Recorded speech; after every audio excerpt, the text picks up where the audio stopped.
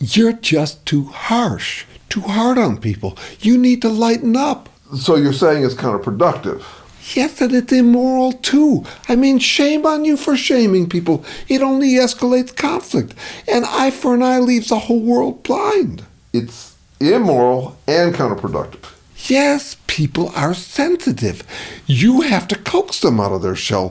Focus on the positive, what they're doing that's working. Flatter them even. Only then will they welcome your feedback. I don't think everyone opens up. You think your harshness works better? Sometimes. Well, I don't. Actually, I think you do. Why do you say that? You're being pretty blunt with me just now, pretty direct. I'm not being harsh. Harsh is different. I don't mean to be harsh. It's just that I've watched you. I think you like being harsh. It's indulgent. You like power over people. Your priority isn't helping people grow, but feeling superior. That's pretty harsh. Look, I'm just being honest with you. Then you honestly think I'm too blunt. Yes, it doesn't work. But it should work on me, right? Or else you wouldn't be trying it. I tell you, I'm not being harsh. And you're telling me I should take your word on it. You're not being harsh because you say you're not. Like I should believe your talk about your walk. Are you saying I'm hypocritical? I'm saying you sound torn, ambivalent, like me. You know kindness can soften people, but when you think you're dealing with a hard ass, you have to be more blunt.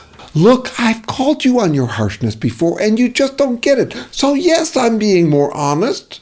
To me, more honest is not that different from being more blunt and harsh. Look, I'm sorry if I'm hurting your feelings. So, I'm a bully and I'm sensitive, my feelings are easily hurt? I think you're calling me a hypocrite. That's unfair. Okay, so I'm a bully, I'm sensitive, and I'm unfair. Your blunt criticism of me is really piling up. You don't have to get defensive about it. I swear, I'm not trying to put you down, but frankly, yes, that's my honest opinion. And I agree with you. Oh, good. That kindness is always better? No, apparently you don't even agree with yourself about that. I agree with your ambivalence about kindness and harshness. I think people are sensitive and that sometimes you have to be gentle if you want to get through to them. And I believe that people are slippery and sometimes you have to get blunt to get through to them. The way you're being blunt with me. I just don't think it's right to bully people. And how do you know if you're dealing with a bully? It's obvious. If someone is insulting me, they're bullying. And what do you do about a bully? I keep telling you, be kind and gentle, and they'll always soften up. You're just too slippery. It's like a game of cat and mouse. Now, a minute ago, you said people want to be good. If you're kind, they'll open up. Do you think that's true of bullies, too? Yes, I believe that's how you get a bully to back down. Show them some love. Always? There will be exceptions to every rule, but yes. So it's not an absolute rule. Tell me, have you ever dealt with a total jerk? Like a boss, family member, partner? I'm proud to say that I haven't. Proud like you think it's proof of your skills, like you know how to make anyone receptive by being kind? Well, yes, I think my kindness does make people back down. So you've never dealt with someone who you couldn't win over with kindness? Wait, come to think of it, one ex-partner, nasty, a real bully. Being kind and gentle didn't get her to back off. No, so I left. They say never fight with a pig. You'll just get dirty and the pig likes it. So you'd call your ex a pig? It's just a saying. I'm not into name-calling. Name callers are bullies. Again, harshness always fails, right? Yes, some people have ego. You just have to walk away. So far, that's worked for you. That's your formula. If kindness doesn't work, walk away. It's worked for me. And would you say it would work for everyone? I don't see why not. I'm asking you, is there ever a situation in which neither kindness nor walking away works? Not in my life. I mean in lives in general. I'm asking, do people ever get stuck with a bully that they can neither calm with kindness nor escape? Oh, wait. I get it. Yeah, like maybe an abusive co-parent. Right. You can't walk away without putting your kids at risk. Or come to think of it, a boss at a job you can't afford to quit. Or a slave master or living under dictatorship. No, I get it. Trapped with a bully. So is there a place for harshness? Again, no. Harshness only makes bullies worse. But neither kindness nor leaving works either. There are people whose sole goal is to make sure nothing works to change them. They say absolute power corrupts absolutely. Yeah, and that power corrupts. Actually, the original was power tends to corrupt. It doesn't always. I'd say that's true of all moves, including harshness, kindness, and walking away. All of them can corrupt. Kindness never corrupts. Kindness to a dictator never corrupts? That's different. You have this rule, harshness corrupts, but kindness never corrupts. You really like that rule, but whenever an exception comes up, you simply say, that's different. I think that's mean. Exactly. You're for kindness, and anyone who challenges you is mean, a bully. Look, all I'm saying is kindness is better than harshness. Harshness doesn't work. And I'm trying to call your attention to bullies who end up with absolute power, which corrupts absolutely. And you know why? Why? Because they have a formula for making you lose no matter what you do. If you're kind, they push you around. If you're harsh, they push back harder. And if you leave, that you put others at risk. Your formula is no good in such a situation. You can say harshness doesn't work, and I'd say neither does leaving or kindness. You're being too abstract in general. I'm saying kindness is better than harshness. Yeah, I hear you saying that in general, in the abstract, kindness is always better than harshness. I hear you say that, but I don't see you doing that. You're being blunt with me. Well, what do you mean? It's like a game of cat and mouse. You sense that I was being slippery, trying to weasel out of your useful feedback, right? I had to be. I wasn't getting through to you about your harshness. So you had to get a little more assertive to try to corner me because your gentleness wasn't working. Look, I was just trying to help. I was trying to give you some honest, useful feedback. About me being too blunt and honest with people, as though it was proof that I was just trying to bully them. You don't have to get defensive about it, and I hear you calling me a hypocrite again, and that's harsh. Too harsh with a nice guy like you, but with a bully like me, you have to get blunt because bullies are slippery, right? It's about ego, really. How can you tell if someone has ego? If they're insulting, harsh, mean, trying to put you down. But people who are kind, they don't have ego. Is that what you're saying? Look, I'm not saying I'm perfect. I've got ego too. Does anyone not have ego? Like zero? It's something to shoot for. There I disagree. I think it's a bad thing to work for. Having no ego can't, won't, and shouldn't work. The dream of being egoless is an ego trip. So everyone should just be an egomaniac? What's this all or nothing nonsense? Decent folks try to manage their egos for good effect. And they don't do it with bogus rules like if you're harsh, you're an egomaniac, and if you're kind, you have no ego or your ego's under control. So how do you manage it? First, by not treating ego as a bad word and going into shame about having one. You can't manage something you deny having. So ego's like a drug addiction? Yes and no. A drug addiction only harms. So no, not like a drug addiction. Maybe more like having an appetite for sex. It's natural, it's a source of great pleasure and motivation and makes the world go round. And it can get out of hand and therefore has to be managed. So again, how do you manage it? By remaining torn, ambivalent, trying to figure out where to be gentle and where to be harsh.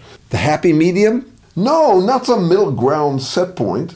Sometimes really gentle, sometimes really harsh, and everything in between, depending on the situation. It sounds exhausting. It is, but it's life. You try to avoid mistakes, even though you can't help make some.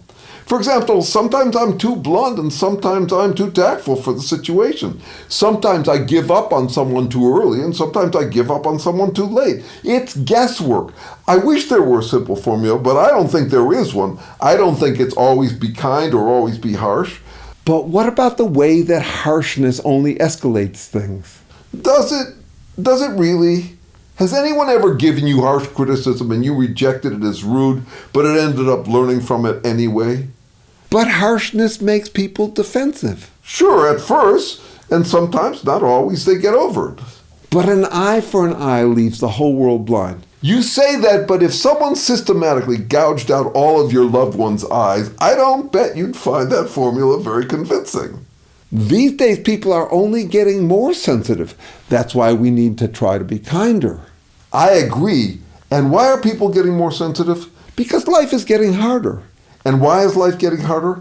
Lots of reasons. Name one. Fascists, bullies taking over, ruining and running things into the ground. That's why I think we have to be more kind and more harsh these days. My ambivalence about when to be which only increases. See, the world is getting more crowded, like living with each other's choices, like sharing a house with too many housemates.